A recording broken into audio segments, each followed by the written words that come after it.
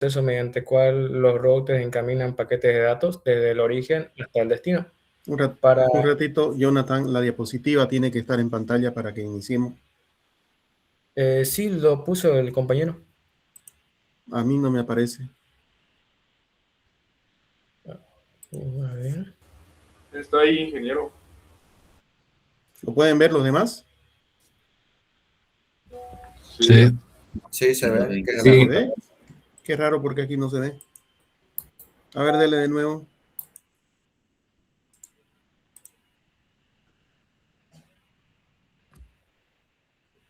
Bueno.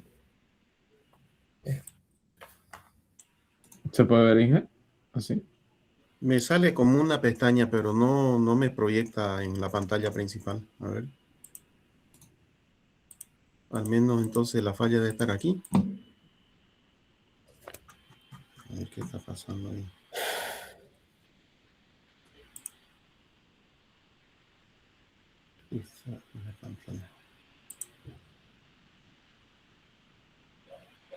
Sebastián Rodríguez que está presentando, ¿no? Sí, sí.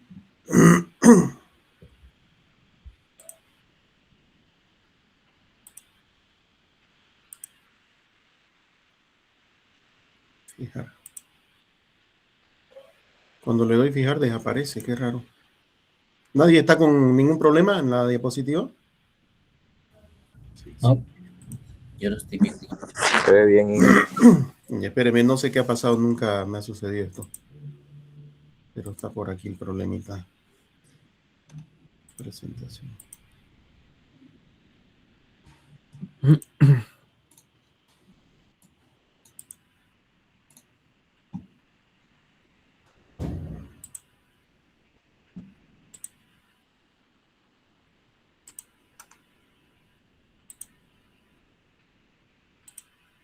Empezar entonces la exposición de hoy, viendo ya lo que es la segunda parte. Me parece que no habíamos iniciado todavía, ¿no? Lo que es enrutamiento, ¿verdad?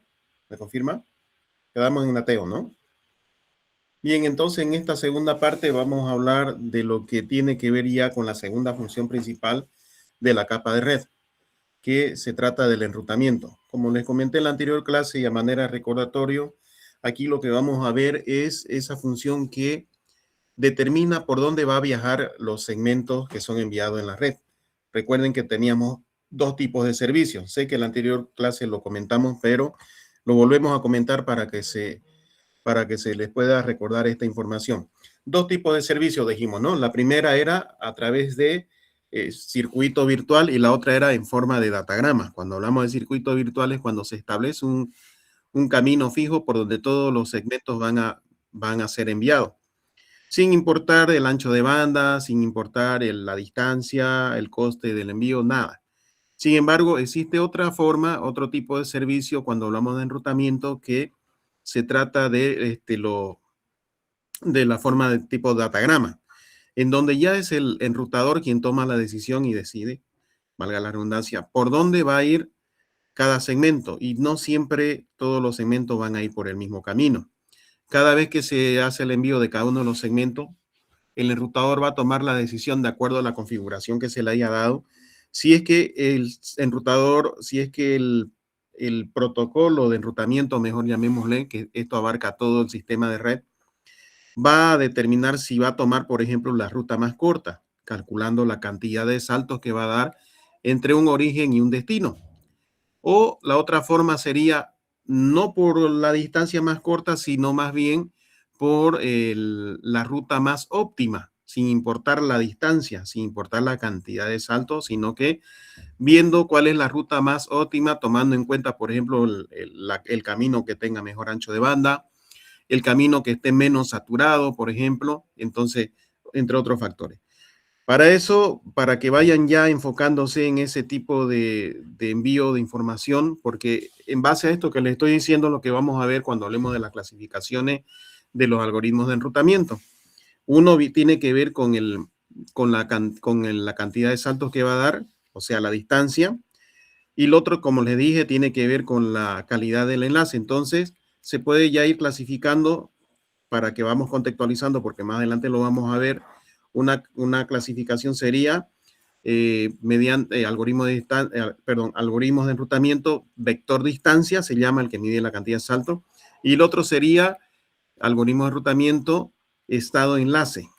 Entonces, justamente lo que les acabo de comentar es en lo cual se basan las clasificaciones cuando hablemos de los enrutamientos de forma dinámica. Lo vamos a ver más adelante, pero para que vamos enfocando. Entre otras cosas que tenemos que tomar en cuenta también, por ejemplo, qué son métricas, cuáles son los factores que se toman en cuenta para realizar o para medir, ¿no?, la calidad de un enlace, entre otras cosas. Entonces, estos factores y este tipo de enfoque que les acabo de comentar para contextualizar es lo que vamos a contemplar en esta segunda parte cuando hablemos del enrutamiento. Bien, ahora sí, con esta información introductoria, por favor, grupo 5, podemos iniciar.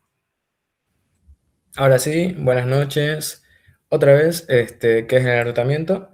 El enrutamiento es el proceso mediante el cual los routers encaminan los paquetes de datos desde el origen hasta un destino. Para ellos utilizan un algoritmo de tabla de enrutamiento que les permite seleccionar la mejor ruta posible. De esta forma, los paquetes pueden atravesar diferentes redes y llegar correctamente a su destino. Aquí, a ver, en la imagen podemos ver un ejemplo. En la imagen vemos que al observar el proceso de enrutamiento, la computadora A quiere llevar datos a la computadora B. Para hacerlo, primero envía los paquetes en un router y el router analiza las posibles rutas disponibles y decide cuál es el camino para que lo va a enviar ese paquete. En este caso, existen varias redes mediante las cuales puede pasar la información. El router utiliza algoritmos, métricas, ¿qué más? Tabla de enrutamiento para seleccionar la mejor ruta disponible. Y finalmente pasa los paquetes y atraviesa las redes elegidas hasta llegar a la computadora B. Eso sería. El siguiente, por favor.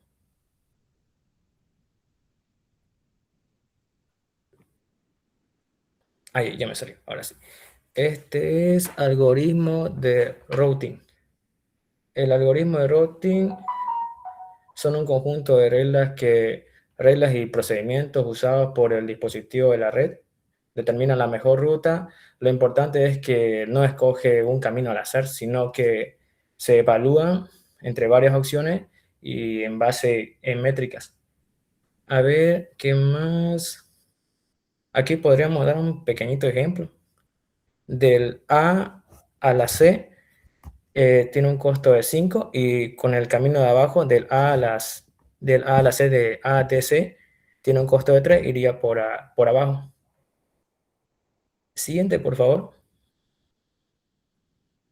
Este es principios de optimización. Ahora en el principio de Richard Bellman. Aquí las soluciones óptimas se contribuye a partir de partes óptimas. En redes esto significa ver si la ruta es la mejor para llegar al destino. Cada tramo de esa ruta también debe ser la mejor. También podríamos ver un ejemplo aquí. Acá hay dos ejemplos de la A y la B. En la A muestra un montón de redes llenas de conexiones y en la otra, aquí muestra como un tipo de árbol. Acá dice árbol sumidero. Y aquí solamente tomó únicamente los caminos más convenientes para llegar a los nodos, eliminó las rutas innecesarias y dejó las mejores. Siguiente, por favor. Este es un video, si puede presionarlo, por favor. ¿Se escucha? No hay audio. Sebas, por favor, compartir tu audio más. A ver, arreglo eso de un segundingo.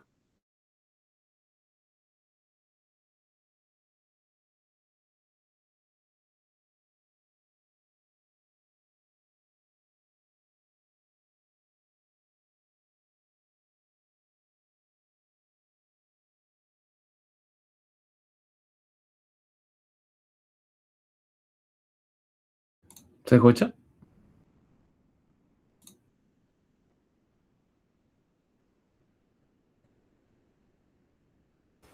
No.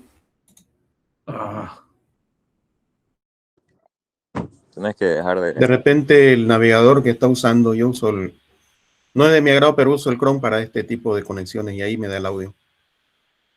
Si está con el Edge, por ejemplo, creo que no da. O Firefox no da tampoco. Te vas a tener que desconectarte y al compartir ahí dice un apartado de compartir audio más. Tienes que darle clic en una casilla.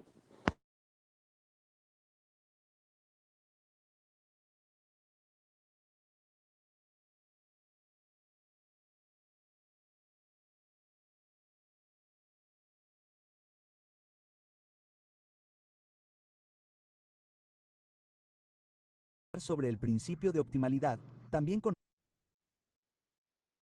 Disculpen, ¿se logra escuchar? sí, se está escuchando. Ahora sí. Ok.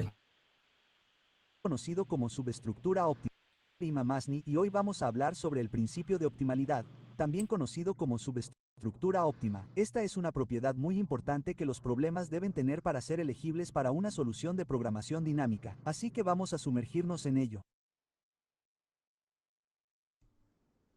La definición del libro de texto es que un problema tiene una subestructura óptima si se puede construir una solución óptima de manera eficiente a partir de soluciones óptimas de sus subproblemas. En otros términos más sencillos, podemos resolver problemas más grandes dadas las soluciones a subproblemas más pequeños. Este concepto fue acuñado por primera vez por Richard Bellman, un científico informático que escribió literalmente el libro sobre programación dinámica en 1957. Así que echemos un vistazo a un ejemplo muy simple. Digamos que queremos ir de los nodos A a C y tenemos una ruta óptima. Si esa ruta tiene el nodo B en el medio, entonces sabemos que la ruta de A a B es óptima, así como la ruta de B a C. Echemos un vistazo a un ejemplo que podría no ser tan obvio a primera vista. Aquí tenemos un gráfico ponderado que tiene distancias entre los nodos.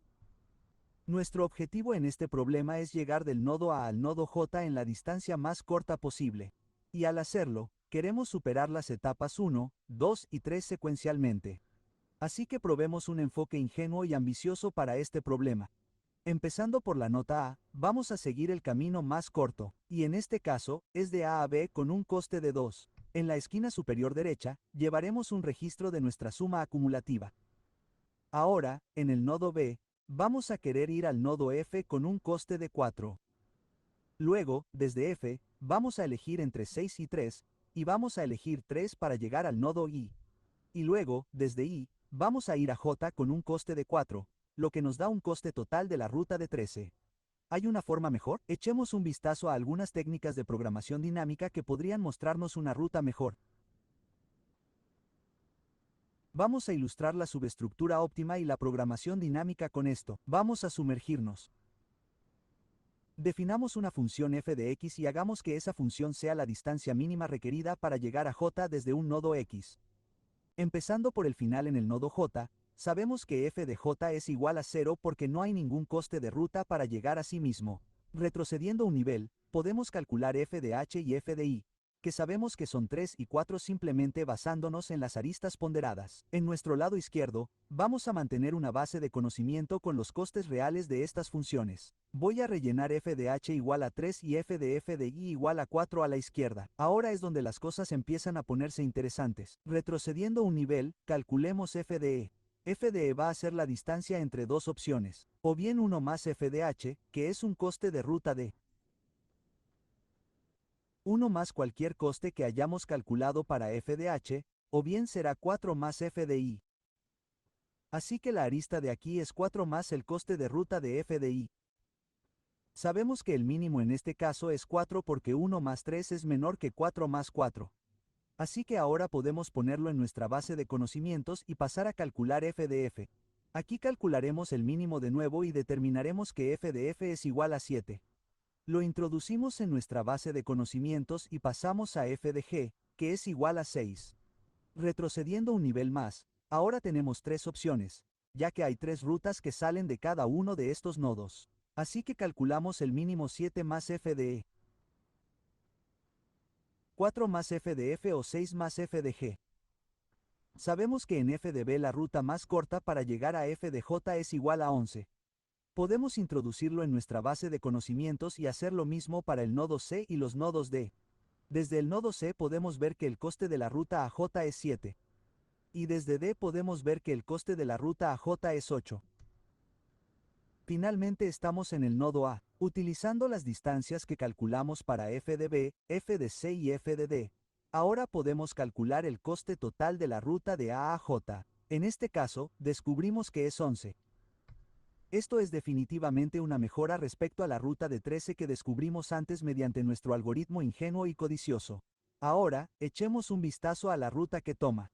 Podemos ir de A a D, D a F, F a I, E y a J, pero este problema en realidad tiene otra solución que tiene un coste de ruta de 11. A a D, D a E a H y H a J. Así que hemos creado una solución óptima. En este caso, dos soluciones óptimas utilizando las subestructuras del problema. Este problema tiene una subestructura óptima.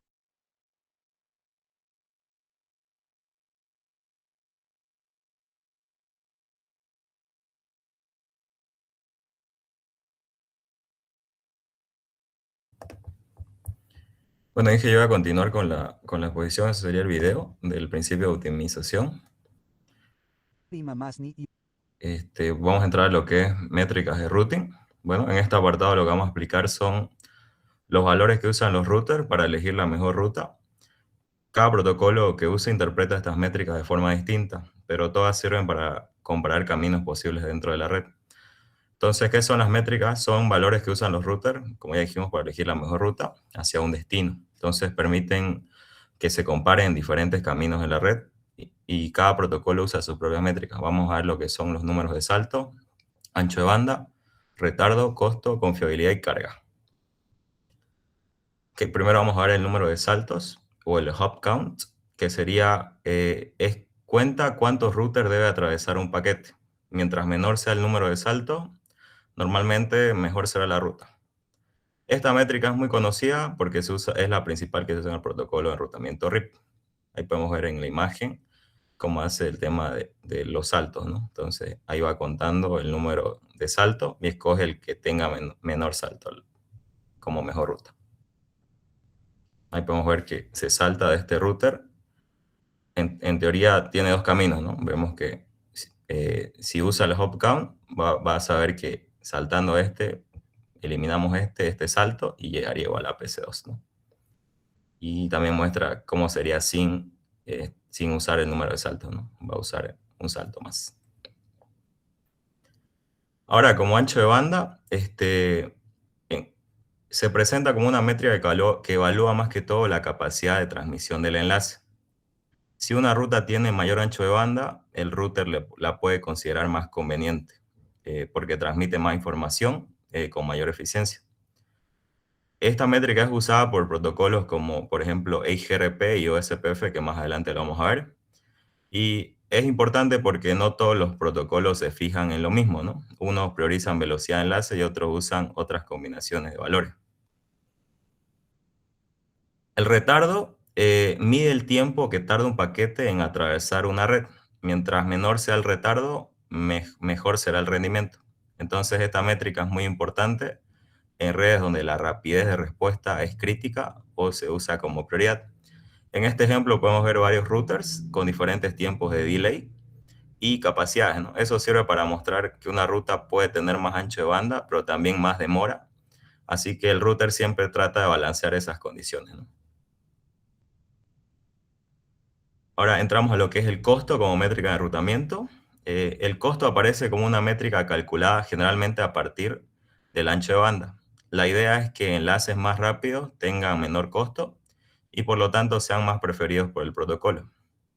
Entonces dice que esta es la métrica principal del protocolo de enrutamiento OSPF. Aquí podemos decir que OSPF no elige la ruta más corta físicamente, sino la de menor costo lógico dentro de su cálculo. Eso lo vuelve muy útil en redes grandes y bien diseñadas. Entonces aquí podemos ver una tablita de cómo se saca el costo dependiendo de la velocidad de la interfaz. Por ejemplo, en Fast Ethernet y mayores, el costo que le asigna el router es 1. En Ethernet, el costo que le asigna es 10. Y así vemos con menores anchos de banda, ¿no?, que tienen los enlaces, qué costo les asigna. Ahora vamos a hablar de la confiabilidad de la carga. Son dos métricas más avanzadas. La confiabilidad de carga, la confiabilidad indica qué tan estable es un enlace y qué tanto error presenta, mientras que la carga refleja cuánto tráfico está soportando ese enlace en un momento específico. Entonces, se muestra la fórmula. Hay una fórmula acá para sacar la métrica. Y nos muestra que se usa en algunos protocolos, por ejemplo, la carga se usan protocolos de IGRP, que pueden combinar varias variables al mismo tiempo, ¿no? Para tomar una decisión más inteligente, más óptima. Es decir, que no solo mira una cosa, sino varios factores a la vez. Aquí podemos ver la fórmula que se usa para sacar la métrica. Entonces, vamos a pasar a la siguiente. Hay un video aquí que nos va a explicar un poco qué son las métricas de routing. Hay que darle play.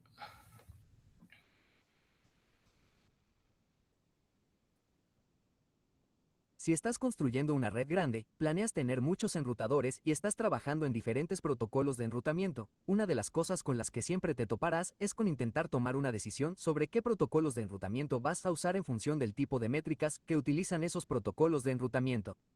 La métrica es lo que te ayudará a determinar en el enrutador qué dirección tomará realmente este tráfico. Voy a tener tráfico entrando en el enrutador y este tiene que tomar una decisión. ¿Voy en esta dirección o en esta otra? Y analizará estas métricas de enrutamiento para ayudar a tomar esas decisiones. Esas métricas de enrutamiento son utilizadas por los propios protocolos de enrutamiento, y los diferentes protocolos de enrutamiento analizan diferentes métricas. Tienen diferentes algoritmos, diferentes formas de calcular qué ruta es realmente la mejor ruta.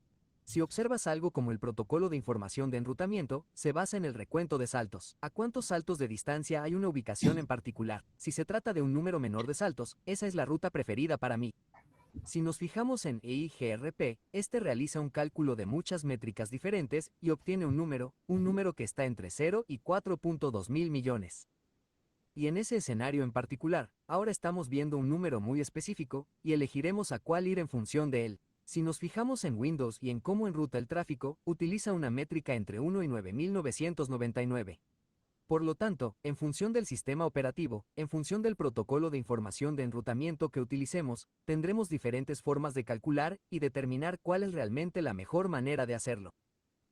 Esta es una lista de algunas de las métricas de enrutamiento más comunes con las que nos encontraremos, y no todos los protocolos de enrutamiento utilizan todas y cada una de estas métricas. En algunos casos, un protocolo de enrutamiento puede utilizar solo una de estas métricas para tomar la decisión. Otros protocolos de enrutamiento pueden utilizar una combinación de 5 o 6 de estas métricas diferentes, pero hay cosas como el recuento de saltos, de lo que ya hemos hablado, algo que podría usar RIP. Luego están cosas como la velocidad de la red. Obviamente, si es más rápido llegar a una ubicación, preferimos ir en esa dirección. El rendimiento, la carga y la utilización del enlace tienen que ver con el tipo de conectividad que tenemos entre un sitio y otro y con la cantidad de tráfico que realmente podemos hacer pasar por allí. El tamaño máximo de la unidad de transmisión es el que determina el tamaño de los paquetes que podemos enviar a través de esas redes. Por lo general, si puedes enviar paquetes más grandes, es una forma mucho más eficiente de enviar datos. Y, obviamente, esas rutas pueden ser las preferidas por el protocolo de enrutamiento que estés usando. Cosas como la fiabilidad de la ruta, la pérdida de paquetes y la latencia también tienen que ver con el estado y la disponibilidad del envío de tráfico a través de esa red. Obviamente, si se trata de una conexión por satélite, probablemente haya mucha latencia involucrada.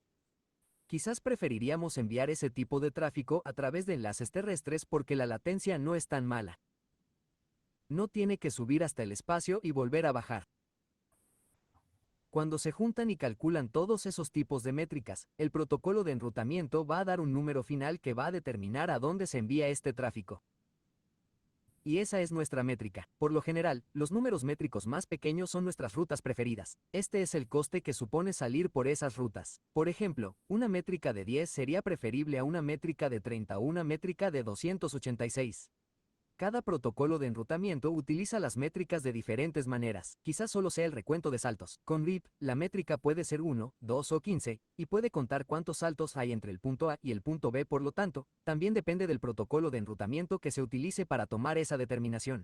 Pero cada vez que observes cómo pasa el tráfico a través de un enrutador, sabrás que se tuvo en cuenta uno de estos tipos de métricas de enrutamiento para finalmente llegar a la mejor manera posible de enviar tráfico a esa ubicación remota.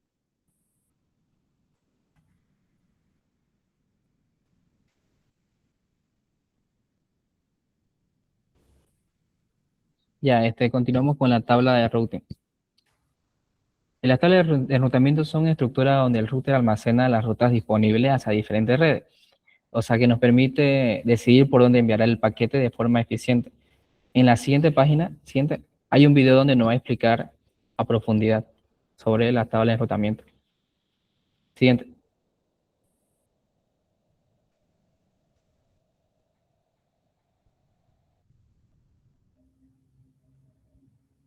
¿Qué es una tabla de enrutamiento y por qué necesitamos una? Permítanme responder de forma breve y concisa. En realidad, es una tabla en cada dispositivo de red de cada enrutador. Hay una tabla en función de la cual se toman decisiones sobre qué ruta tomar para reenviar el paquete de datos. Por lo tanto, es una tabla almacenada en dispositivos de capa 3 que enumera todas las rutas, la matriz y el siguiente salto. Básicamente, tiene tres contenidos, tres partes principales. La primera se denomina ID de red de enrutamiento.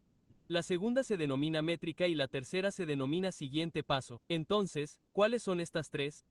El ID de red es la subred de destino. Nos dice que, por ejemplo, si tiene que llegar a otra ciudad, el nombre de la ciudad es Dubai. Entonces, Dubai es el ID de red al que tiene que llegar. En realidad, puede que el código postal sea 502.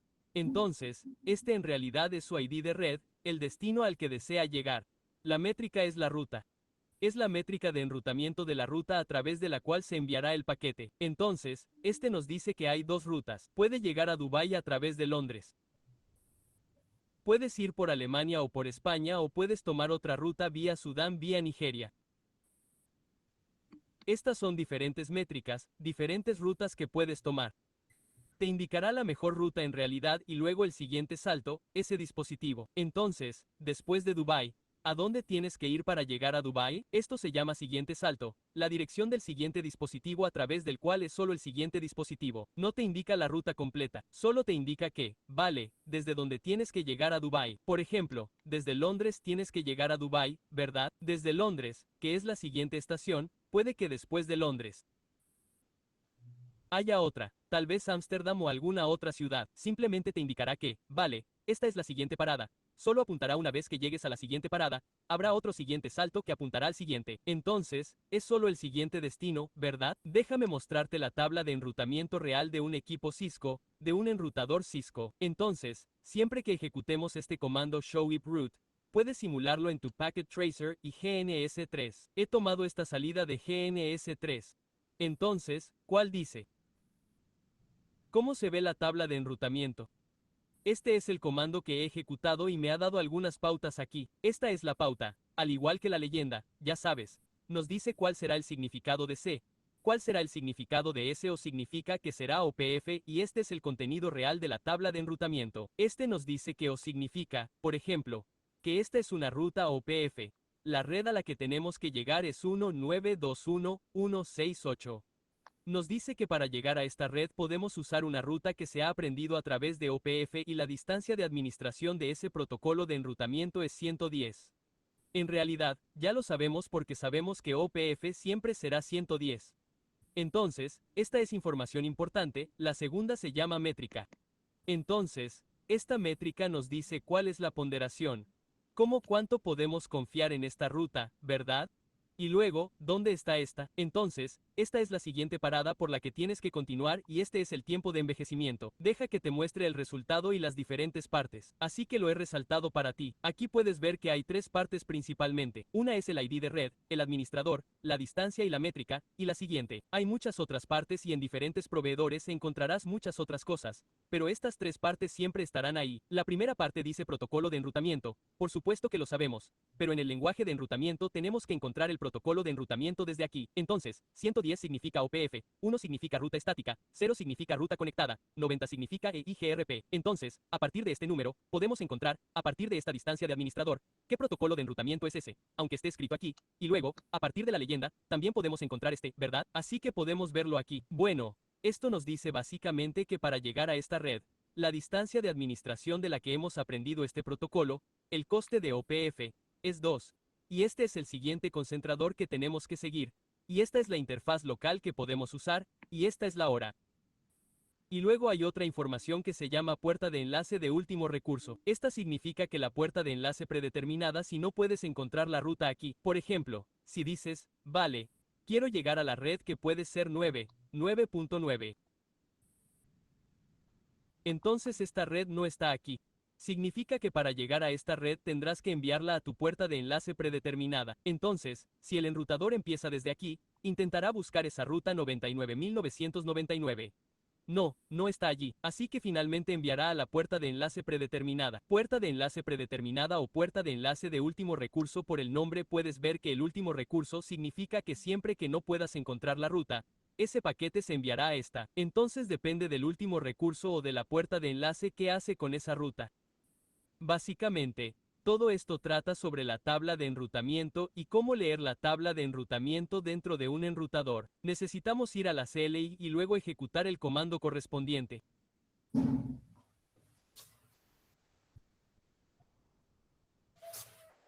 Ya, bueno, pasamos a los componentes clave para terminar esta parte de la tabla de enrutamiento, que el primero es el destino, que es la dirección IP de la red a la que queremos llegar, o sea, su objetivo. Luego está la máscara de red, que nos dice el tamaño de esa red de destino. Luego está el siguiente salto, que el router en sí no necesita conocer el mapa entero, solo necesita saber cuál es la IP del router vecino al que debe entregarle el paquete para que siga su viaje. Luego está la interfaz de salida, que es el puerto de red por donde debería enviar el paquete, y la métrica. La métrica es la calificación de la ruta para saber si es la mejor opción o no. En el caso de que tenga dos opciones, por la métrica tomar esa decisión. Siguiente, por favor. Ahora entramos a los protocolos de enrutamiento. Siguiente. Aquí hay un video que nos va a dar la introducción a los protocolos de enrutamiento.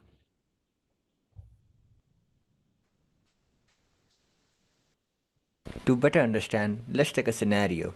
Suppose you have a two router with a PC connected in each. You've given a unique IP so that they belong to a different network. PC1 lies within a network of 192.168.1.0 and the PC2 is in the network of 10.0, both of which have the same subnet mask of /24.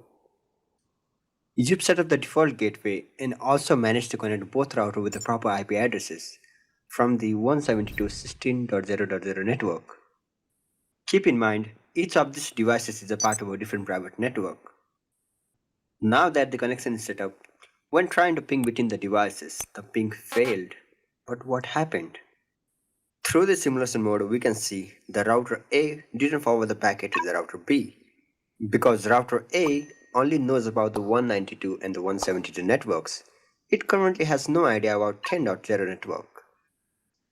That's why when you try to ping a PC with an IP of 10 or something, router A has no idea where it should forward that packet and it just drops it. In this case, the router is not routing, and routing is not possible without configuring proper route in the router itself. Now you have some idea why the routes are necessary. But how do you configure these routes? There are actually two types of routes, static and dynamic. As the name suggests, static route is where the routes are manually configured and it does not change. Our first router cannot forward the packet of the 10.0 network, so we have to configure such as any packet for the network 10 or something with the subnet mask of /24 should be sent to the 172.16.0.2, which is this interface. Similarly, router B does not know about the 192 network, so the route has to be added such as any packet for the network 192.168.1.0 with a subnet mask of /24 should be sent to the 172.16.0.1, which is this interface. Up to this point, router A knows about the 192 and 172 network since they were directly connected, and it learned about the 10.0 network through our static routes. Similarly, router B knew about the 172 and the 10.0 network as it is directly connected, and it learned about the 192 network through our static routes. Since our static routes are set, let's try pinging now, and it is a success. Static routing is cool. However, rather than telling each router about all the existing network of the topology, what if routers could talk to each other and share all the information themselves? And this is exactly what dynamic routing protocols do. OSPF, EIGRP, RIP are some of the examples that you may have heard. Using such protocols, routers share their routing information with other routers and update their own if required. Each of these protocols have their own way of working. However, they try to achieve the same common goals. 1. Share the network information with other routers. 2nd, periodically check for changes in the link. And 3rd, update the routing link if necessary. Some protocols such as OSPF and EIGRP uses an algorithm to find the best available link possible. Static routing is simple. It doesn't rely on any other protocols for routing decision and is often best for the small networks. It is fast, uses less bandwidth, and has no overhead. It is also easier to perform administrative tasks, especially in a scenario where multiple paths are available for a single node. But it all comes with some cons. Static routing may be best for the small network. However, in a large network, the number of routes increases exponentially. So the scalability option is limited and also more prone to human error. Paths are already fixed, which means a router may not utilize the best available link for the data transmission. And finally, maintenance is a hassle. If a router needs to come offline, someone has to manually configure alternative routes in order to achieve the desired routing. The disadvantages of the static routing is generally an advantage for the dynamic routing protocols. With less chances of error, it scales rapidly, while also utilizing the best available link. Similarly, maintenance isn't a big problem since the routes get rerouted automatically. However, dynamic routing protocols use complex algorithms which take some time to configure itself, making it somewhat slow compared to the static routes. My recommendation would be, if your network is small and there is less chance of rapidly growing it, use static routes. But if you want your network to scale, just stick with dynamic routing. Personally, I prefer the dynamic routing protocols just because I'm lazy. Bueno, para continuar con lo del video y darle un resumen, vamos a empezar con el rutamiento estático. Consiste en configurar manualmente la ruta de los routers definiendo de la forma explícita el camino que deben seguir los paquetes. ¿Qué quiere decir? Que un administrador lo tiene que configurar manualmente toda la ruta. Su gran problema es que si en la ruta se rompe un router o un cable falla, el enrutamiento estático no se soluciona automáticamente, se tiene que hacer manualmente. O sea que un administrador tiene que estar pendiente y tiene que solucionarlo. Si no, la PCA, como en este esquema, va a enviar los paquetes y en el router B se van a ir perdiendo, o sea que se van a ir a la nada y eso no avisa ni nada. Entonces se tiene que estar pendiente del enrutamiento estático. Que lo bueno es simple y seguro y no consume recursos en sí, no consume RAM ni procesador. Y no es escalable, ¿no? Porque es muy costoso en la parte de configurar. Luego tenemos el enrutamiento dinámico. Siguiente. El enrutamiento dinámico ya solucionamos la parte de automatizar. Utiliza protocolos que permiten a los routers intercambiar información y aprender automáticamente las mejores rutas. ¿Qué quiere decir? Que soluciona el enrutamiento estático. Tenemos un esquema que nos explica cómo el router 9 se rompe y automáticamente busca otra opción. Eso es lo bueno del enrutamiento dinámico. Pero como es inteligente, ahora consume memoria RAM y procesador. En este caso, consume mucho más recursos, pero ofrece una alta escalabilidad para redes muy grandes. Siguiente, por favor. Aquí tenemos una tabla de comparación para que no... Una tabla de comparación para más nada, ¿no? Terminar esta parte. Siguiente. Entramos a la clasificación de los protocolos de enrutamiento. Siguiente. Antes de entrar a los protocolos hay que entender qué es un sistema autónomo AS. Un sistema autónomo es un conjunto de redes y routers bajo el control de una única entidad administrativa. ¿Qué quiere decir? Que, bueno, los ejemplos en sí en Bolivia es Entel, Jota, Tigo, son sistemas autónomos. Esos sistemas autónomos necesitan protocolos para poder comunicarse de exterior como interiormente. Siguiente. Siguiente. Bienvenidos al curso de sistemas telemáticos. Mi nombre es Javier Marichal. Continuando con nuestro curso, en la clase de hoy hablaremos sobre sistemas autónomos y el protocolo BGP, Border Gateway Protocol. Así que comencemos. Un sistema autónomo, en adelante lo conoceremos como AS, ¿ok? Por sus siglas en inglés de Autonomous System, simplemente es un conjunto de redes IP administradas por uno o más operadores de red, en la que se utiliza una misma política de enrutamiento. En la actualidad, Internet es una red compuesta por distintos sistemas autónomos. La mayoría de ellos, pues, representan la red de diferentes organizaciones, instituciones o incluso proveedores de servicios de Internet o proveedores de telefonía móvil, ¿ok? Entre las características más importantes de un sistema autónomo, pues podemos decir que los sistemas autónomos se comunican entre sí utilizando BGP, un protocolo de enrutamiento del que hablaremos más adelante. Cada sistema autónomo posee un número que lo identifica. Esto está regulado por distintas organizaciones internacionales, principalmente por la IANA. Otro aspecto importante es que la representación textual de números de sistemas autónomos está definida bajo la RFC 5396. Los invito a que la revisen. Y bueno, como ya mencioné anteriormente, estos números de sistemas autónomos, pues inicialmente eran de 16 bits, luego se utilizó otra RFC para que fueran de 32. Y bueno, son asignados mediante una serie de procedimientos y protocolos por la IANA, entre otros organismos internacionales. Existen distintos tipos de sistemas autónomos. Se pueden clasificar de acuerdo a uno de los siguientes. En primer lugar, tenemos sistemas autónomos de conectividad única, también conocidos como de tipo STOP. ¿Okay?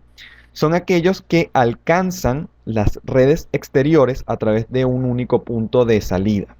Luego tenemos sistemas autónomos de tránsito, que son aquellos que poseen más de una conexión con el exterior y se conectan con distintos sistemas autónomos de manera simultánea. Normalmente utilizan su infraestructura para permitir la comunicación entre sus sistemas autónomos vecinos. Esto significa que el tráfico el tráfico de esos sistemas autónomos vecinos pues va a pasar a través del sistema autónomo de tránsito. Y por último tenemos sistemas autónomos de múltiples conexiones sin tránsito, o también conocidos como multi-home, que son aquellos que se conectan con distintos sistemas autónomos vecinos, pero digamos que no permiten el tránsito de la información a través de ellos.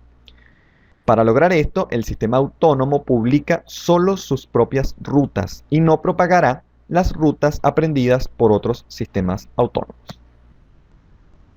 Ahora bien, ya sabemos lo que son a grandes rasgos los sistemas autónomos. Sabemos que Internet está formada por la interconexión entre ellos y que cada sistema autónomo posee internamente una infraestructura de red que puede ser nacional, regional o incluso podríamos hablar de una red de tipo de campus, etc.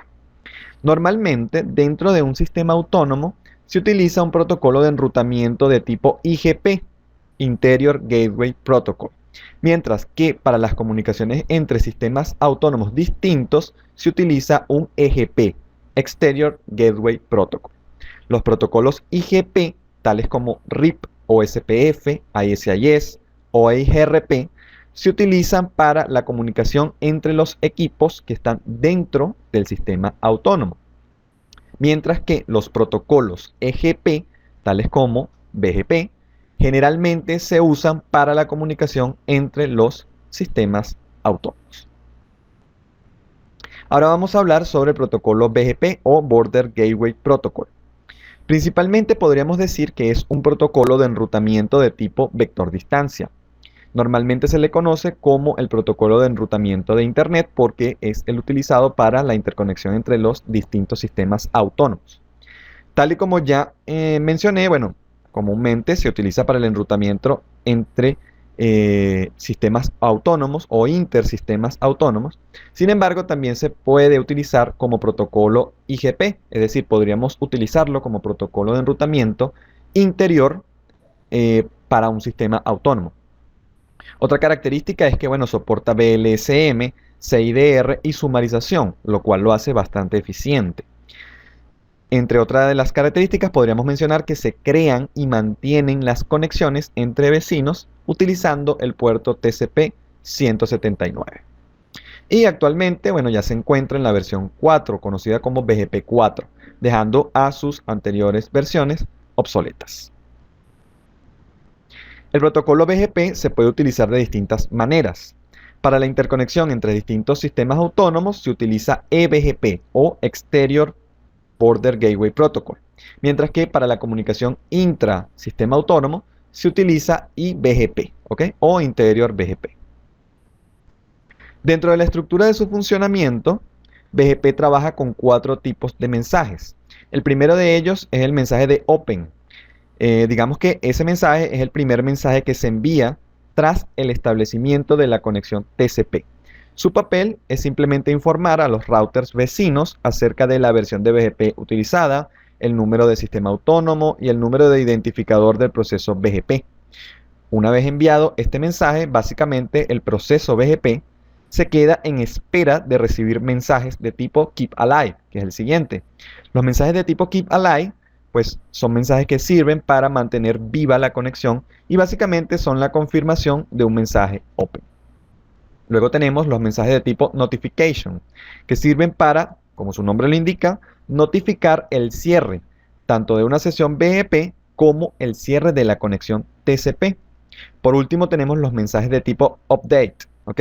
Que son aquellos que utilizan los routers para intercambiar la información de enrutamiento, el conjunto de atributos de cada ruta, prefijos de redes accesibles, también conocidos como NLRI, ¿ok? Por sus siglas en inglés de Network Layer Reachability Information, ¿ok? Así como también la longitud de cada ruta y por supuesto las rutas que deben ser eliminadas. Digamos que toda esa información la manejan los mensajes de tipo update. Es importante mencionar que este tipo de mensajes de tipo update se envían solo cuando existe algún cambio en la red y su recepción genera la activación de un proceso BGP en el que se actualizarán las tablas RIB y se actualizarán a los vecinos. Ahora hablemos de los atributos más comunes que tiene BGP. El primero de ellos es el origin, ¿ok? Este atributo indica la forma por la cual se ha aprendido una ruta BGP. Tendrá un valor de I si ha sido aprendida por un protocolo IGP. Esto para el caso de que la subred se encuentre dentro del sistema autónomo. Tendrá un valor de E si se ha aprendido por un protocolo de tipo EGP. O tendrá un valor de signo de interrogación, ¿ok? Que significa que el origen de la ruta es desconocida. Luego tenemos el atributo ASPAT, en el que básicamente cada sistema autónomo añade su número, ¿ok? En ese atributo para cada una de las rutas que aprende antes de reenviarlas. Posteriormente tenemos el next hop, que indica la dirección IP del nodo siguiente para llegar a un destino específico. Luego tenemos el local preference, que es un atributo local de un sistema autónomo. Se utiliza para ponderar la prioridad de las rutas que se anuncian de manera interna en el sistema autónomo mediante IBGP. De esta manera hemos finalizado la clase de hoy. En la próxima clase, pues vamos a ver cómo configurar el protocolo BGP en una red conformada por distintos sistemas autónomos. No olviden suscribirse. Como ya vimos en el video la explicación de los protocolos, bueno, explicación más sencilla, que un protocolo Gateway externo EGP es un conjunto de protocolos de enrutamiento utilizado para intercambiar información entre diferentes sistemas autónomos. Ok, como le mencioné, los ejemplos de cotas o TIGO serían para que se comuniquen entre esas empresas. Siguiente. EGP en sí es la categoría, ok, es la familia de protocolos que conectan países, mientras que BGP es el protocolo en específico. Okay. BGP es un tipo de protocolo EGP. En sí conectan entre diferentes sistemas autónomos. En los inicios del Internet existía un protocolo viejo que se llamaba tal cual EGP, pero colapsó cuando la red creció. Hoy en día BGP es el único protocolo tipo EGP que existe y hace funcionar el Internet.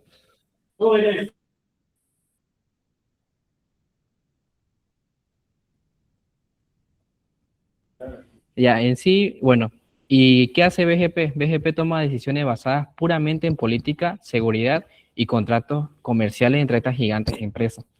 Ok, siguiente. Aquí ya debería continuar mi compañero. Buenas noches, ingeniero. Yo voy a continuar hablando sobre el protocolo de Gateway IGP, de interior IGP.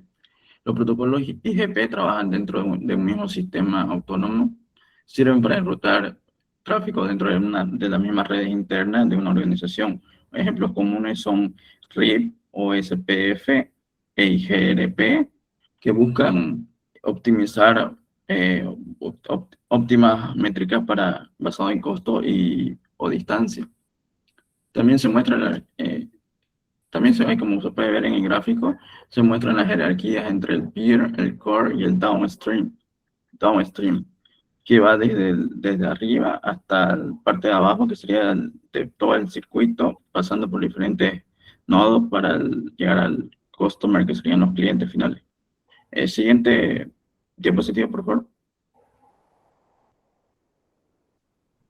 Aquí como podemos ver, las diferencias del IGP y el EGP son principalmente que mientras que una trabaja dentro de un mismo sistema autónomo, las otras el EGP, embarca más sistemas autónomos, interconectando redes distintas, ¿no? Como dicen, de distintos sistemas. ¿Sí? El IGP va basado en métricas como costos, saltos y ancho de banda, que se había explicado anteriormente, y el EGP basada en políticas y reglas. La complejidad, mientras más grande sea, claramente la complejidad es mayor cuando abarca más sistemas. Y mientras la complejidad sea menor es cuando solo hay un sistema. Como se puede ver también, la diferencia claramente va, mientras uno es más rápido, el otro es más lento. Que la habilidad uno es más limitada, el otro es más global, la escalabilidad. Los protocolos comunes en IGP, por ejemplo, son el RIP, el OSPF, el IGRP y el BGP. Principalmente el IGP tiene uso típico para redes LAN dentro de una misma institución o una misma empresa, para uso interno, ¿no? Claramente local. Y el otro es más para protocolos Internet, ICP, que van interconectando de diferentes redes locales.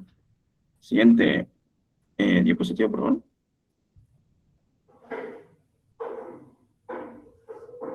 Ya, protocolo de estado de enlace. En los protocolos de estado de enlace, cada router construye un mapa completo de la red, como se puede ver en la imagen. Luego utiliza algoritmos como Dijkstra para calcular la mejor ruta. La diapositiva resalta que estos protocolos tienen, como se puede ver en la imagen, tienen convergencia rápida, directa y funcionan muy bien en redes grandes. También se muestra el proceso de descubrimiento protocolo Hello, construcción del LSP y flooding. Y como se puede ver en la imagen, se explica la forma en cómo se comunican y cómo trabaja este protocolo, ¿no? Entre los diferentes routers, que es es una forma más rápida de comunicación entre sí, más directa. Siguiente diapositiva, por favor.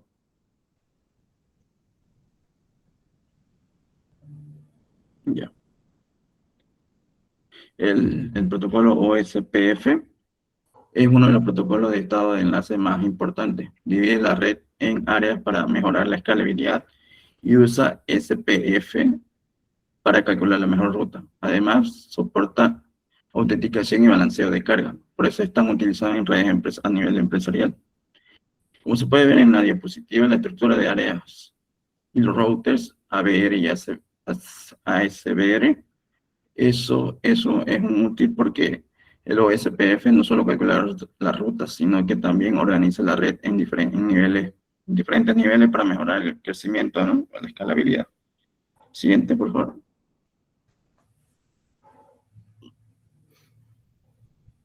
Ya, el protocolo ISIS,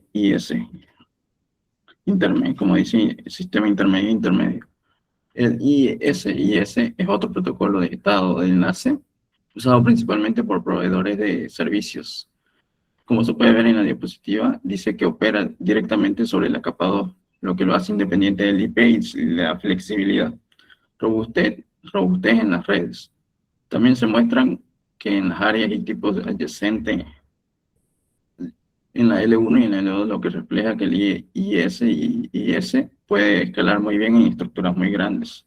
Aunque no es muy común en redes pequeñas, pero está más enfocado a grandes escalas. Siguiente, por favor. Protocolo vector distancia.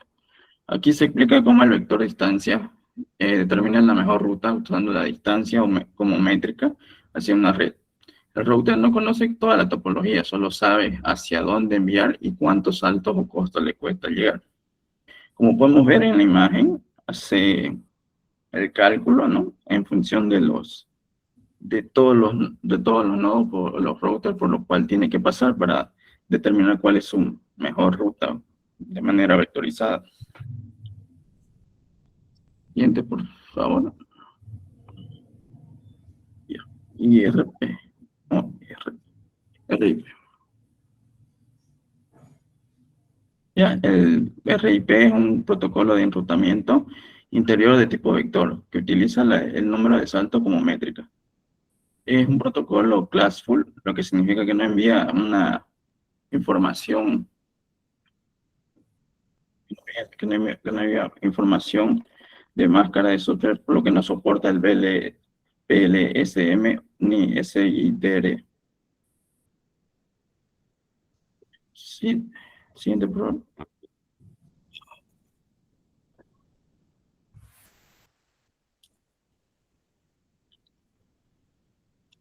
El RIP-V2. El RIP-V2 mejora el RIP-1, sí usando números de salto, pero ahora sí es classless. Envía la máscara de su red, soporta BLSM, CIDR, e incorpora autenticación para aumentar la seguridad. También utiliza multicast en vez de broadcast, lo que mejora la eficiencia. Como se puede ver en la imagen, se utiliza multicast en broadcast para mejorar la eficiencia. Siguiente, por favor. Aquí, como podemos ver en la tabla, la principal diferencia de los RIP. Mientras que uno es classful, el otro no es classless, ¿no? Mientras uno tiene más soporte, como podemos ver en BLSM, CIDR y envío de máscara, en la versión RIP2, en la RIP-V1 no lo tiene. Mientras que en la RIP-V1 el tipo de envío es broadcast y en la versión 2 es multicast. En una no tiene autenticación, mientras que la otra mejora en ese apartado, ¿no? Para mejor seguridad, como se puede. Y es el más utilizado actualmente por su mejora que se pueden visualizar, ¿no? Siguiente. El IGRP es un protocolo de vector distancia desarrollado por Cisco. Usa múltiples métricas como ancho de banda, retardo y carga para seleccionar la mejor ruta. Fue diseñado para superar las limitaciones del RIP anteriormente mencionado, pero actualmente está obsoleto y solo funciona en equipos Cisco. Como se pueden ver en la imagen, se muestran varias redes y gateways, lo cual sirve para ilustrar cómo el IGRP evaluaba más factores que RIP a la hora de seleccionar la mejor ruta. Siguiente, por favor. Ya. El IGRP es un protocolo híbrido de vector a distancia avanzado, también desarrollado por Cisco. Se considera un protocolo híbrido avanzado, lo cual usa el algoritmo dual para lograr la convergencia rápida y evitar bucles. Además, soporta múltiples métricas y balanceo de carga desigual. Esto lo convierte en un protocolo muy eficiente y escalable. Aunque en sus inicios fue propietario de Cisco, en redes empresariales sigue creciendo y es muy reconocido por su rapidez y estabilidad. Siguiente. Ahora le cedo la palabra a mi compañero que va a continuar con la explicación. Muy bien, buenas noches, compañeros ingenieros.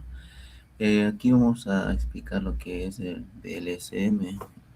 Bueno, como verán, el ingeniero ya repitió, bueno, ya explicó muy a detalle esto. Yo daré un pequeño concepto, ¿no? Bueno, recalcar. El VLSM, como verán, permite, ¿no?, crear subredes de distinto tamaño, ¿no?, dentro de una misma red. Aquí, pues, la idea es usar solo las IP, como he visto, ¿no?, necesarias, ¿no?, para cada segmento y evitar desperdiciar direcciones. Y pues esto mejora mucho, ¿no?, el diseño de red, sobre todo cuando hay áreas con necesidades diferentes. Un ejemplo que podemos ver podrían ser en oficinas, ¿no?, con tamaños distintos. Eh, Dentro de una misma red, y eso muestra claramente por qué VLSM es útil, porque no todas las subredes necesitan la misma cantidad de hosts, ¿cierto? Sino se desperdiciaría, como dice, como el ingeniero había explicado. Ahora veremos un pequeño video para eh, resumir un poquito más de En lo esta que lección, analizaremos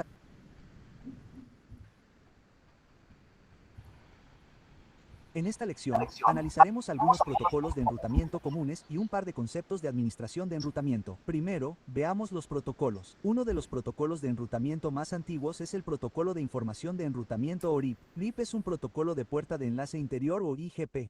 Está diseñado para que las organizaciones privadas envíen rutas dentro de una red privada. RIP utiliza el recuento de saltos como métrica de enrutamiento, pero está limitado a 15 saltos entre dos redes cualesquiera. Si alguna vez ve un recuento de saltos de 16 con RIP, eso significa que la red es inalcanzable. En otras palabras, el tamaño de su red es una limitación incorporada para este protocolo. Puede tener un máximo de 15 saltos entre dos subredes cualesquiera en su red. RIP también es un protocolo de enrutamiento por vector de distancia, lo que significa que comparte su tabla de enrutamiento completa con cada vecino en cada actualización de enrutamiento. Pero tenga en cuenta que la versión 1 de RIP no admite VLSM ni máscaras de subred de longitud variable. La versión más reciente de RIP, la versión 2 de RIP, tiene las mismas características que la versión 1 de RIP, excepto que admite VLSM. El siguiente protocolo de enrutamiento es el protocolo de enrutamiento de puerta de enlace interior mejorado o EIGRP. Por su nombre, puedes ver que también es un IGP. EIGRP utiliza el ancho de banda como métrica y calcula los retrasos. Se clasifica como un protocolo de enrutamiento híbrido, ya que es un protocolo de vector de distancia que incluye mejoras clave que pueden hacer que actúe como un protocolo de estado de enlace. EIGRP también admite VLSM. Otro protocolo se denomina, primero la ruta más corta abierta, u OPF. OPF también es un IGP y utiliza el coste del enlace como métrica. OPF es un método de estado de enlace que admite máscaras de subred de longitud variable. Está diseñado para redes más grandes de las que puede admitir RIP. Con OPF, tu red privada se divide en diferentes áreas, y cada área puede contener varias subredes que están vinculadas entre sí. Los enrutadores dentro de un área solo realizan un seguimiento de las rutas dentro de esa área. OPF requiere que tengas un área especial llamada área 0. El área 0 es la red troncal que conecta todas las demás áreas. Todas las demás áreas de la red deben tener una conexión con el área 0, ya sea directa o indirectamente. Hay dos tipos de enrutadores en esta configuración: enrutadores internos y enrutadores de borde de área. Los enrutadores internos comparten información sobre sus rutas dentro de sus áreas asignadas. Los enrutadores de borde de área se ubican en los bordes de las áreas para conectarlas entre sí y compartir información entre ellas. Si un área no está conectada directamente al área 0 tocándola, puede conectarse indirectamente a través de un enrutador de borde de área. En este caso, el área 0 se extendería para conectarse con esta área. Además, con un protocolo de estado de enlace, el límite entre las áreas se designa mediante ubicaciones de enrutadores de borde de área. Hay otro tipo de enrutador que debe conocer para la configuración de OPF. Se llama enrutador de borde de sistema autónomo. Su trabajo es comunicarse con enrutadores fuera del sistema autónomo. Ahora, para repasar, las características clave del diseño de OPF son un área 0 que conecta todas las demás áreas, enrutadores dentro de cada área que comparten información sobre rutas y enrutadores de borde de área que comparten información entre áreas. El enrutador de borde del sistema autónomo comparte información fuera del sistema autónomo. Ahora, veamos el protocolo de puerta de enlace de borde o BGP. BGP es el único protocolo de puerta de enlace exterior o EGP que analizaremos.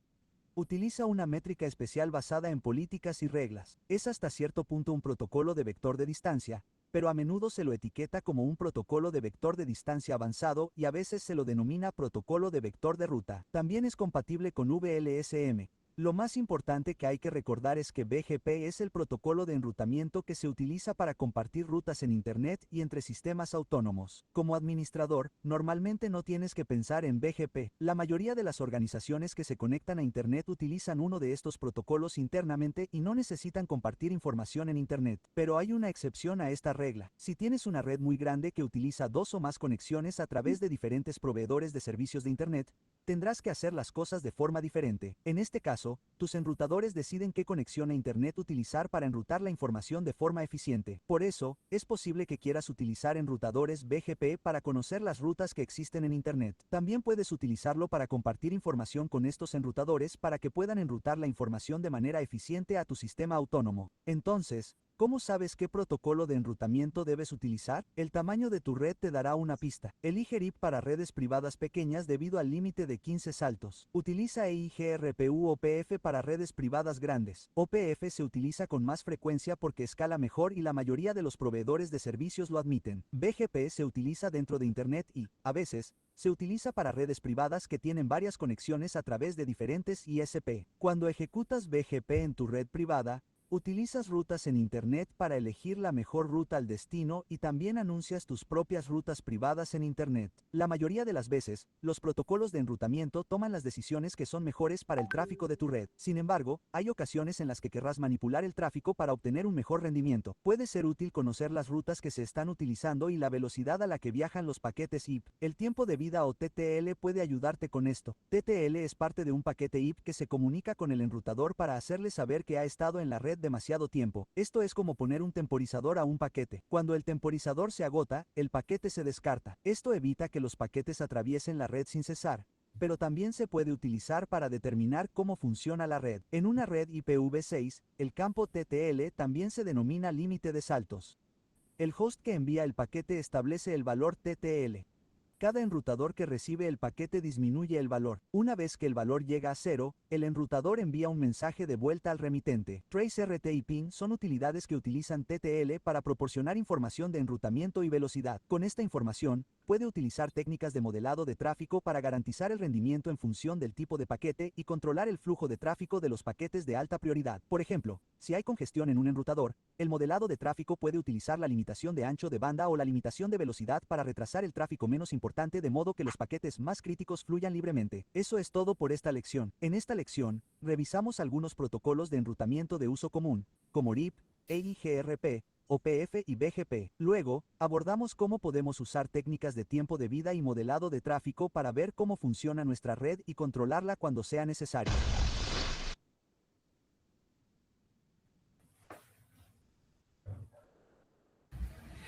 Bien, continuando, aquí vemos una comparación de dos tipos de protocolo, ¿no? Una que es vector distancia y el otro estado de enlace. Los de vector distancia, bueno, conocen solo parte de la red y actualizan su información de forma periódica, ¿no? Mientras que los de estado de enlace conocen la topología completa, ¿no? Y solo envían actualizaciones cuando hay cambios. Por eso los estados de enlace convergen más rápido, ¿no? Y consumen menos ancho de banda y tienen menor riesgo de bucles. En cambio, los de vector distancia son más simples, pero más limitados. Aquí se resume muy bien, ¿no?, la diferencia estructural entre ambos enfoques. Siguiente, por favor. Aquí vemos una comparación de protocolos, ¿no?, de OSPF, BGP y EIGRP. OSPF es de estado de enlace y se usa dentro de redes internas. BGP es un vector de ruta, ¿no? Y se usa entre sistemas autónomos. EIGRP es híbrida y se usa también en redes internas. Aquí la tabla muestra, ¿no?, también sus métricas: velocidad de convergencia, escalabilidad y complejidad. Y pues es útil porque permite ver de forma rápida, ¿no?, en qué momentos, o no, escenarios, se podría decir, conviene usar cada uno. Vamos con el siguiente. Ahora vamos a ir con los routers. Bueno, aquí como vemos, se muestra como un router, ¿no?, conecta varias redes. Por ejemplo, el host A, host B y host C se conectan. Esto representa su función principal, que es interconectar redes distintas. Siguiente, por favor. Fundamentos de redes. En esta lección vamos a repasar algunos conceptos sobre un dispositivo clave en las redes, el router o enrutador. Ahora examinemos cómo ocurre el enrutamiento en un router. En este caso, supongamos que la PC de la izquierda desea comunicarse con la PC de la derecha. Como ambas están en una red diferente, la PC envía el paquete a su puerta de enlace predeterminada, o sea, R1. R1 tiene una tabla de ruteo. Los valores en esa tabla pueden ser configurados manualmente o los puede obtener de manera dinámica. Hablaremos un poco de eso en el siguiente slide. Para efectos de este ejemplo, asumamos que R1 tiene la tabla de ruteo que nos indica esta figura. En esta tabla vemos que el router tiene una entrada que indica que para llegar a la red 172.16.0.0, el siguiente salto es R2. Así que R1 encapsula el paquete en un datagrama de capa 2. En este caso el protocolo no es Ethernet, puede ser HDLC o PPP, que son protocolos de capa 2 para enlaces seriales, y lo envía a R2.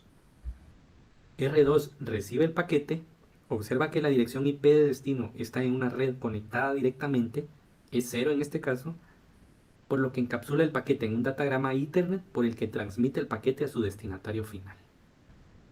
Un detalle adicional que me gustaría comentar en esta lección es sobre cómo se llena la tabla de ruteo. Pensemos por ejemplo en R1. De manera predeterminada, en el momento en que la interfase E0 de R1 se activa, esto porque se conectó a otro dispositivo y además se le configuró una IP, en ese momento el router agrega una entrada a la tabla de ruteo indicando que la red 10.0.0.0 está directamente conectada a la interfase E0. Esto quiere decir que la red local no se debe agregar manualmente a la tabla de ruteo. Lo mismo pasa con la red 192.168.0.0 en el momento en que se configura una IP de esa red en la interfase S0 de R1.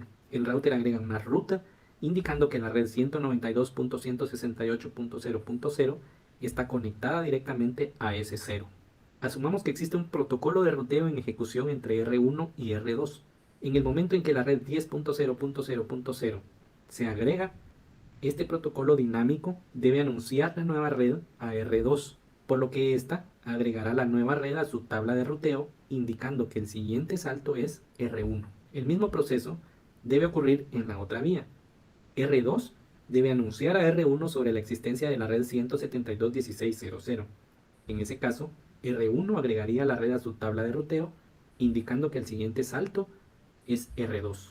Esencialmente esa es la función de un router, aprender la ubicación de otras redes, de manera que cuando llegue un paquete, pueda enrutar el paquete de la manera más óptima. Resumiendo, los puntos esenciales de esta lección son los siguientes. Aunque parece obvio, es importante identificar al router como un dispositivo de capa 3. En otras palabras, son capaces de examinar la información IP de los paquetes para tomar decisiones de ruteo. En un host tenemos dos opciones. Si la dirección de destino es en su misma red, envía el paquete directamente. Si el destino está en una red diferente, lo envía a la puerta de enlace predeterminada. En ambos casos, el protocolo ARP se encarga de mapear la dirección IP y la dirección MAC del destino. Por su parte, el router utiliza la información en su tabla de ruteo para reenviar paquetes destinados a redes remotas. Esta tabla de ruteo puede ser configurada estáticamente o a través de un protocolo de ruteo que hace que el proceso sea dinámico. Con esto completamos esta introducción a los routers, que como vimos en esta lección son dispositivos claves que nos permiten comunicarnos con otras redes.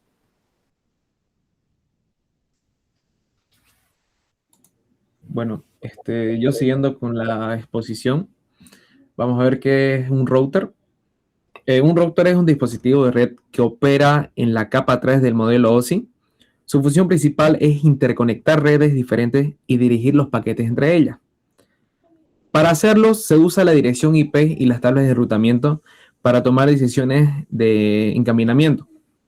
En otras palabras, el router es el equipo que permite que una computadora de una red pueda comunicarse con otra red distinta, y así eligiendo la mejor ruta posible para enviar los datos. Siguiente, por favor. Bueno, en la diapositiva se muestra varios tipos de router. Por ejemplo, el router doméstico, que se usa normalmente en casa y integra funciones de switch y Wi-Fi. Después tenemos el router empresarial, que está pensado para redes más grandes. Después el router core trabaja en el Black One con mucho tráfico. Y el router de borde conecta la red interna con redes externas como el Internet. La lista también incluye otros tipos de wireless, el VPN, industrial, mesh y cloud router. Eso demuestra que los routers no son todos iguales, sino que se diseñan según el entorno y la necesidad de la red. Siguiente, por favor.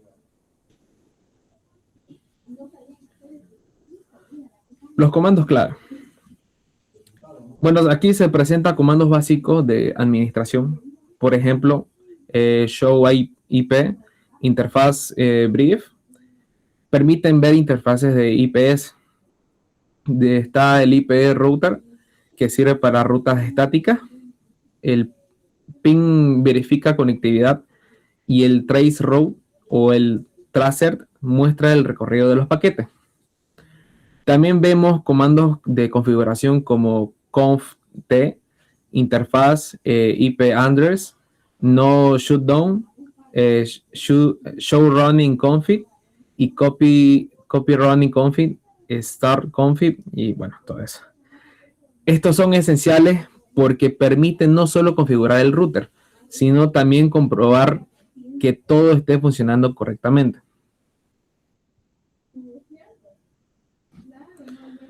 Bueno, para finalizar en esta exposición, vimos cómo la capa de red permite la comunicación entre redes distintas mediante NAT, enrutamiento, tablas, métricas y routers.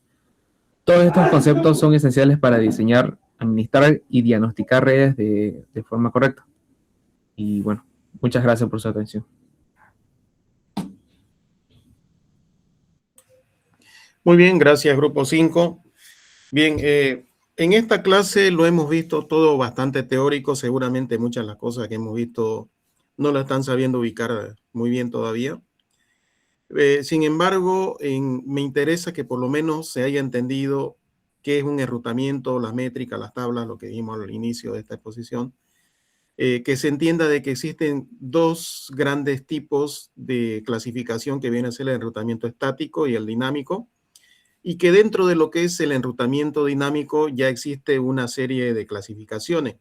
Entre ellas está ya lo que es el estado, los protocolos estado enlace y los protocolos vector distancia. Entonces, dentro de estas clasificaciones están el USPF, el ISS, el RIPv1, el RIPv2, el IGRP, el IGRP. Entonces, todo eso que son puros siglas que le pueden sonar bastante extrañas por ahora, pero que se sepa que existe esa clasificación y sirve para este tipo de cosas. Ahora, esto que hemos visto, quiero que lo repasen, se la voy a subir la diapositiva que pesa 1,5 GB, por cierto, lo voy a poner en la plataforma, se la descargan, la vuelven a mirar, estudienla. En realidad estudien la primera parte que hemos visto conmigo, lo que es subnetting, y quiero que estudien nuevamente esto, repásenlo, entiéndanlo bien, porque el día martes vamos a llevar adelante una clase ya práctica. Todo esto que hemos visto lo vamos a ver en simuladores. Entonces, ¿cómo se configura o de qué se trata lo que es el subneteo, la segmentación de una red? De eso lo vamos a ver en el simulador, que ya lo hemos visto, ¿no? A nivel teórico, hemos hecho los cálculos, ya ustedes saben segmentar a nivel manual, pero en el simulador, que es lo mismo, casi lo mismo que en lo que es la vida real, va a ayudar a entender mejor cómo se configuran los protocolos de enrutamiento, estos que acabamos de ver ahora, y en qué casos se pueden utilizar algunos de ellos. Eso también lo vamos a ver en el simulador el día martes, ¿ya? Entonces, la clase por hoy la dejamos hasta aquí a nivel teórico y el día martes puntual, 19:15, porque hay que aprovecharlo el tiempo. Estaba viendo para hacer la práctica presencial, pero no están las condiciones todavía del todo buenas para irnos al laboratorio. Pero tengan todos listos en su computadora, vamos a darla virtual, es más dinámico cuando lo damos virtual. Tengan todos listos, instálense el Packet Tracer. Ya se los comenté ya les mostré cómo se escribe esto, búsquenlo en internet, es una herramienta gratuita, es de Cisco, pero se puede instalar gratuitamente. Háganle un reconocimiento, les puse ahí en la plataforma incluso algunos videos de lo que es Packet Tracer, pero ya en las prácticas ténganlo preparada la herramienta para que en las prácticas, teniendo el conocimiento teórico, sea más fácil el entendimiento de las prácticas que vamos a hacer en la siguiente clase, ¿de acuerdo? ¿Alguna pregunta hasta aquí? Muy bien, entonces finalizamos la clase. La lista de asistencia, Maddox, proceda, por favor. Listo, Inge. Bueno, Aguilar Rivera está presente. Son 48 personas. Aguilar Rivera está presente. Hip Hop. Alanoca Oliveira está presente. Presente. Presidente. Araníbar Aguilera. Presente. Ok. Armijo Saavedra. Presente. Barrios Lozano. Barrios Lozano. Presente. Vaso Alto Azcarraga. Presente. Vaso Alto Rojas. Presente. Bustos Huanca. Cadima García. Presente. Carrasco Surco. Hip Hop. Carvajal Ramos. ¿Está presente? Ramos Vargas. Está presente entonces. Ramos Vargas, sí. ¿Quién está hablando? Ramos Joel. Vargas. Todavía no estoy por la R. Estoy por la Ya, C. escuché Ramos. No. Chispa Flores. Reina del Hip Hop. Choque Benavides. Presente. Choque León. Presente. Claros Mamani. Presente. Puentes Daniela. Presidenta del Hip Hop. García Caballero. Presente. García Mejía. Presidente del Hip Hop. Garnica Rocha. Presente. Hidalgo Bruno. Presente. Uari Choque. Presente. Javiera Poma. Presente.